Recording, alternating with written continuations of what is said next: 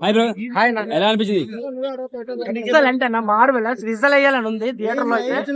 Paper చింపేసుకొని పైకి ఇచ్చినంత satisfaction అయితే ఇచ్చారు. నేను ఎర్లీ మార్నింగ్ ఆకలితో వచ్చాను. మంచి బ్రేక్ఫాస్ట్ పెట్టారు కళ్యాణ్ రామ్ గారు.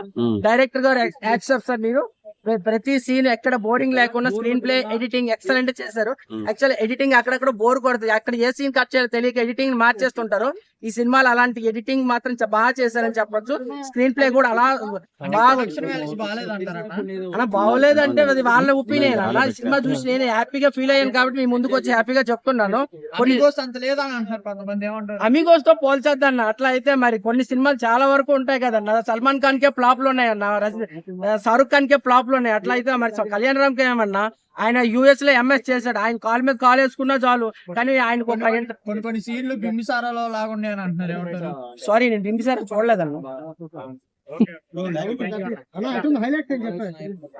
హైలైట్ వెళ్తే మాత్రం ట్విస్ట్లు అన్న సూపర్ గా ఇచ్చారు. రేస్ మూవీలో బాలీవుడ్ లో ట్విస్ట్లు ఉంటాయి, చాలా బాగుంటాయి ట్విస్ట్లు అందులో. రేస్ మూవీలో ఆ తమిళనాడులో కూడా విశాల్ మూవీస్ లో కొన్ని ట్విస్ట్లు ఉంటాయి. అంతకు మించిన ట్విస్ట్లు ఇచ్చారంటే తెలుగు మూవీలు ఈ ట్విస్ట్ ఈ మూవీలోనే చూసా. మంచి ట్విస్ట్, సంయుక్తమైన యాక్టింగ్ బాగానే ఉంది, చాలా బాగుంది. కాంబినేషన్ లో వచ్చిన సెకండ్ మూవీ కదా ఇది, హిట్ పడింది అనుకోవచ్చు. హిట్ 100%. వాళ్ళిద్దరు పేరు బాగుంటది. గీతా గోవిందం ఎలా హిట్ పేరు బాగుంటుందో ఇది అలాగే మంచి హిట్ అన్న వాళ్ళిద్దరు కాంబినేషన్. ఇంకో 2-3 సినిమాలు తీసుకోవచ్చు అన్న, మంచి హిట్ అన్న వాళ్ళిద్దరు పేరు. ఫస్ట్ హాఫ్ బాగుంది, సెకండ్ హాఫ్ బాగుంది. సినిమా ఫస్ట్ హాఫ్ బాగుందో సెకండ్ హాఫ్ బాగుందో కాదండి, సినిమానే బాగుందండి. మళ్ళీ ఇంకా ఫస్ట్ హాఫ్ సెకండ్ సూపర్ ఉందండి. సినిమానే బాగుందంటే ఫస్ట్ హాఫ్ కానీ సెకండ్ హాఫ్ కానీ హైలైట్.